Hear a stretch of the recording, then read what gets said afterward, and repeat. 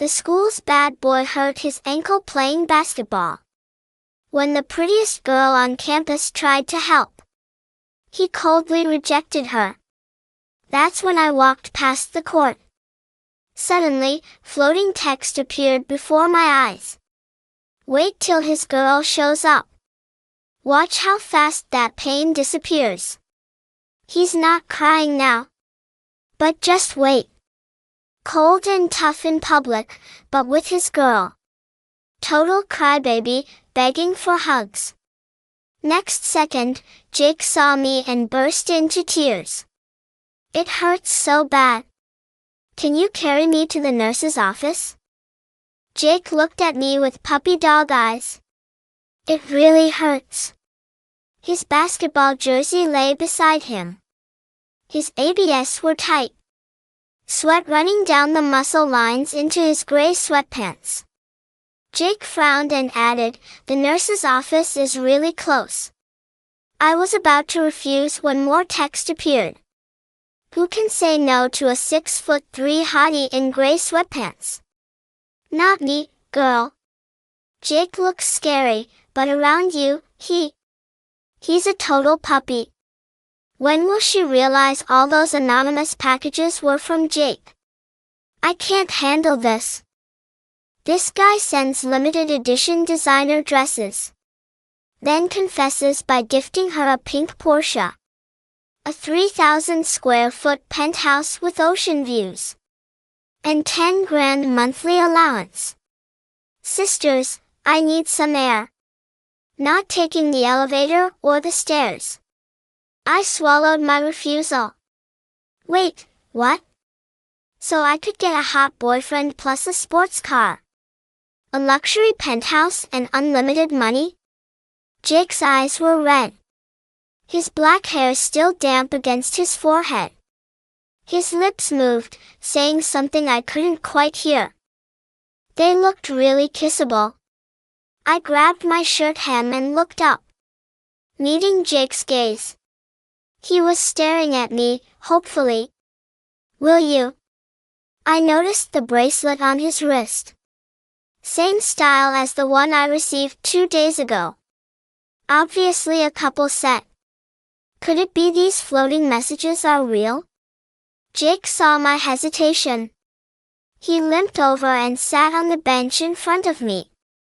Before I could react, he grabbed my hand and pointed at his ankle. It was swollen and bruised. I can't walk. Half believing the messages, I stepped closer to help him. But I missed the step and lost my balance, falling straight into Jake's arms. My lips touched something soft and warm. Jake groaned. We were so close I could count his eyelashes. Teardrops still clung to them. Jake was actually really handsome and his lips were so soft. Jake, you just said it didn't hurt. The campus beauty finally reacted, clutching the first aid kit. Her voice snapped me back. I quickly stepped away. Jake, who looked so pitiful moments ago, now stared at me intensely. He licked the spot I'd accidentally kissed. My face turned bright red. The messages didn't mention Jake was. This seductive text scrolled rapidly. Jake's in heaven right now. Look at that satisfied expression. Told him to wear gray sweatpants. Now he can't hide anything. I glanced at the crazy messages. My brain in chaos. My eyes kept drifting to where Jake sat. My face burned hotter. The campus beauty threw her kid on the ground. I'll take you to the nurse's office. She rushed over to pull me away from Jake. Hey, stay away from Jake. Stop causing trouble and go to class. Before I could respond, Jake pulled me to his side. He turned his head, frowning coldly at her. Who the hell are you? How dare you talk to her like that? The girl froze. So did I. First time seeing a male lead who doesn't fall for manipulation. In Jake's world, only the female lead is soft and cute. Everyone else is just, "Who the hell are you, girl?" Claim him. He's totally in love with you. Soon she'll be too excited about her future to sleep. Guaranteed grad school admission. Sports car, luxury penthouse. Risk-free, 10 grand monthly. Waking up to a gorgeous face every day. The messages were turning my brain to mush. Jake waved impatiently at the campus beauty. "Can you leave me alone? Stop having your friends bring you around me." Jake's friend caught on and quickly led the girl away from the court. Jake and I remained. He was so harsh to her but looked at me like a sad puppy. Such a contrast. I muttered quietly, "It's not that I don't want to help." Jake's eyes lit up. He stared at me without blinking. Completely different from how he treated the other girl. "You said carry you to the nurse's office." I gestured between us. "You're 6'3". I'm 5'2". I glanced at Jake's frame on the bleachers. "How am I supposed to carry you? I'd have to drag you on the ground." Jake coughed hard at my words. "You already held me just now. Now I just need you to come with me to the nurse's office." The messages went crazy. Girl has this dry humor. Is that a genius thing? You two didn't just hold each other. You kissed. Jake's message has two meanings. First, I want to hold my girl. Second, I want my girl to take me to the nurse's office. Can't imagine if the campus beauty said she'd drag Jake on the ground. She'd get destroyed. Jake sat on the bleachers with his legs spread, barely fitting in front of the seat. His legs were longer than my lifespan. I'd heard of Jake's reputation. Girls lined up from classrooms to staircases trying to date him. Every time I passed his classroom, I'd see pretty girls holding gifts and pink envelopes. But my roommate said Jake seemed allergic to girls. He never accepted any gifts or confessions. Called to everyone. I thought Jake might treat pretty girls differently. But today at the court, his attitude toward the campus beauty proved me wrong. Jake seemed uninterested in all girls except me. Somehow I agreed. "Okay. I'll take you walking with Jake." People kept staring at us on the quiet path. I walked faster, pulling out my phone to message my roommates for help. What do? I tagged everyone. Before I could continue, my roommate interrupted. "You actually forced a kiss on Jake. That's bold, girl." Soon my roommate sent a forum post to the group title. "Who's the girl who forced a kiss on the school's basketball star?" I clicked it. Someone had photographed me falling into Jake's arms and posted it online. I looked tiny in Jake's embrace. My outfit was pretty revealing and fitted, contrasting with Jake's exposed muscles in his basketball jersey. The whole scene looked intensely charged.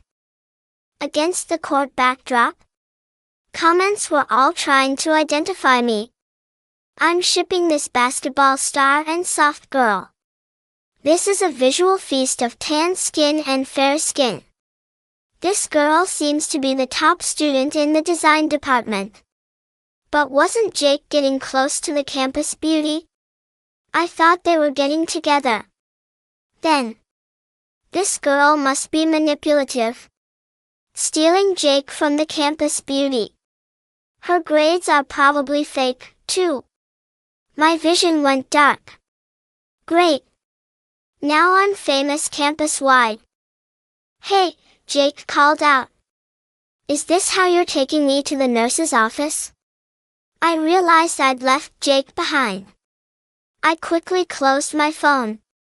Jake hopped on one leg trying to catch up. I'm injured.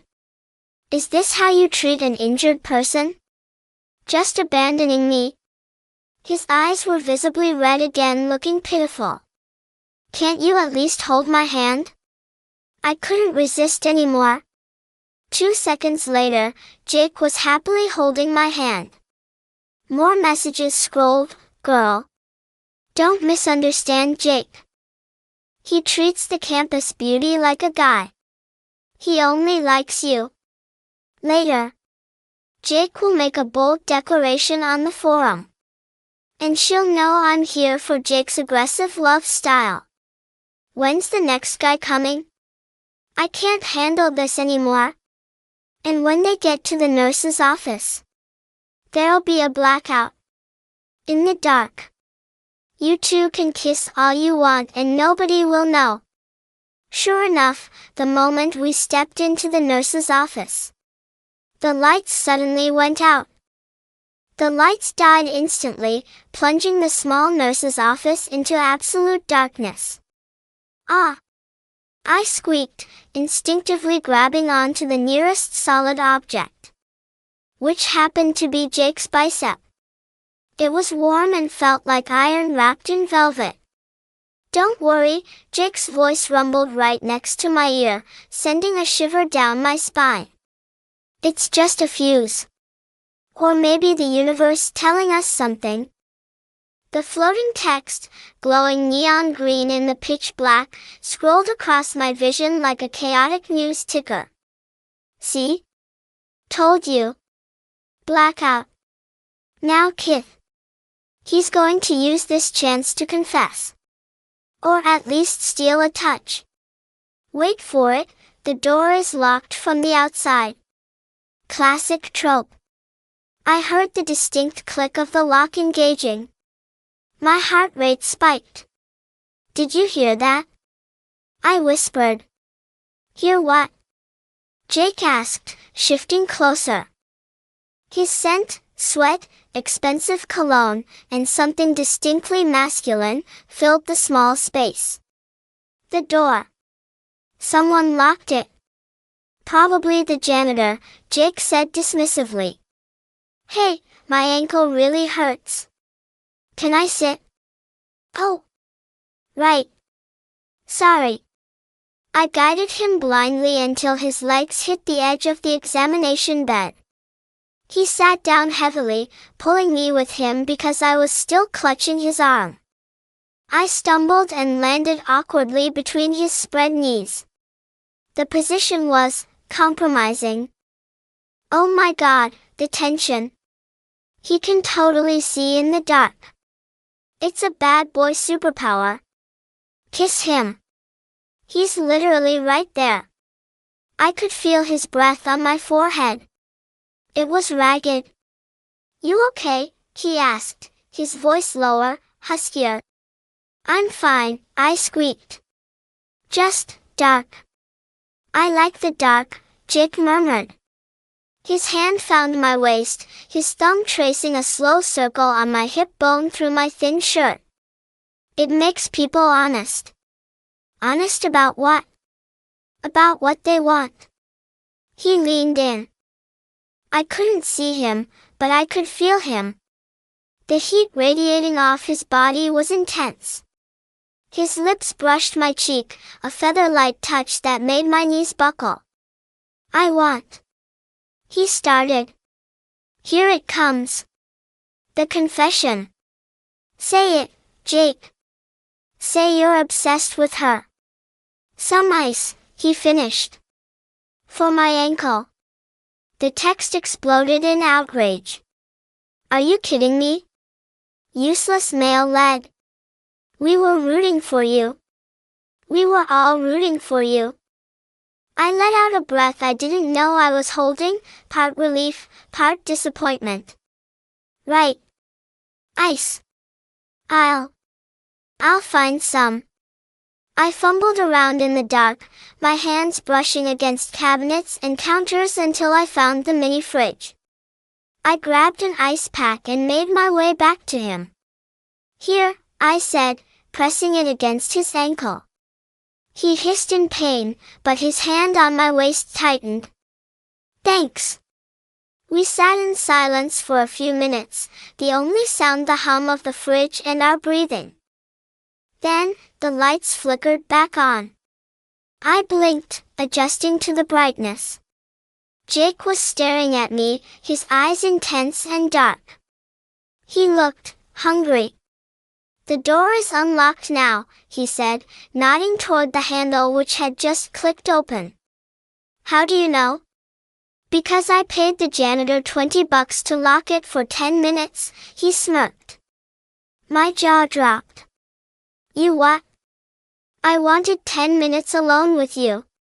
Without the fan club. Without the noise." He stood up, testing his weight on his ankle. "Worth every penny." The text floated by again. "He paid the janitor?" That is so toxic but also, kinda hot. Manipulation 101. Run, girl. No, stay. He bought you a Porsche? I looked at him, bewildered. Why? Because, Jake said, stepping closer and tucking a strand of hair behind my ear. I've been trying to get your attention for 2 years. And today, you finally looked at me. Chapter 2, The Porsche and the Penthouse. The next day, the rumors were flying. The photo of our accidental kiss was trending #1 on the campus forum. I walked into the design studio, keeping my head down. My phone buzzed. Unknown number, check the parking lot. Row B, spot 4. I frowned. The floating text appeared instantly. It's the Porsche. It's the pink Porsche. Go look. Go look. He actually did it. Mad lad. Curiosity got the better of me. I walked to the parking lot. There, shining in the sunlight like a strawberry candy, was a brand new Porsche 911. It was pink. Obnoxiously, wonderfully pink. And sitting on the hood was a giant teddy bear holding a sign that said, "For the girl who carried me." A crowd had gathered. Is that for the campus beauty? Someone whispered. No way, Jake hates her. It must be for the mystery girl. I stood there, frozen. This was insane. Jake appeared from behind the car, leaning casually against the door. He was wearing a leather jacket and sunglasses, looking like he stepped out of a magazine. He saw me and grinned. He tossed me the keys. Catch. I caught them instinctively. Jake. I can't accept this. Why not? It matches your phone case. It's a car. A very expensive car. It's a down payment, he said, walking over to me. He lowered his voice so only I could hear. For the dates you owe me. I owe you dates. You forced a kiss on me in front of the whole school. You compromised my virtue. You have to take responsibility. The text. His virtue? LMAO. He's been saving himself for you. It's canon. Say yes. The car has heated seats. Fine, I sighed, defeated by his logic and the persistent text. One date. But I'm driving. Jake's grin widened. Deal. That night, he took me to dinner. Not to a fancy restaurant, but to a rooftop garden, on top of a penthouse building. This view is nice, I commented, looking out at the city lights and the distant ocean. Glad you like it, Jake said, cutting his steak. It's yours. I choked on my water. What? The penthouse. It's under your name. The deed is in the envelope under your plate. I lifted my plate. There was a thick envelope. Jake! Stop buying me things. I have too much money, he shrugged. My parents give me allowance to stay out of their hair. I invest it. I made a killing in crypto last year. I have literally nothing else to spend it on. Spend it on charity. You are my charity, he said deadpan. You're a struggling student. I'm a philanthropist. The text. Philanthropist of love. He's so smooth. But wait, the campus beauty is plotting something. Check your bag. I frowned at the text. Check my bag. I opened my tote bag. Inside, tucked between my sketch pad and my pens, was a small, unfamiliar device. A tracker? No. It was a voice recorder. Blinking red. Recording. I pulled it out. What's that? Jake asked, his eyes narrowing. I think someone is spying on us. Jake snatched the recorder. He smashed it under his boot without hesitation. Tiffany, he growled. The campus beauty's name. How do you know? Because she tried this last year with the swim team captain. She likes to collect dirt to blackmail people. Jake's face went cold. Scary cold. The puppy dog was gone, the wolf was back. I'll handle it, he said. Finish your steak. Chapter 3, The Forum War. The next morning, the campus forum was on fire. But not about me. A new post had appeared, exposed, the campus beauty's blackmail ring. It contained screenshots, audio recordings, and testimonials from half a dozen students Tiffany had bullied or blackmailed. It was a complete takedown. The text floating in front of me was gleeful. Jake doesn't play. He destroyed her in one night. Hacker skills, 100. Now she's ruined. No one will touch her. Karma is a boyfriend named Jake. I found Jake in the cafeteria. He was eating a sandwich, looking bored as Tiffany screamed at him from across the room. You ruined my life, she shrieked, tears streaming down her face. My dad is on the board. I'll have you expelled.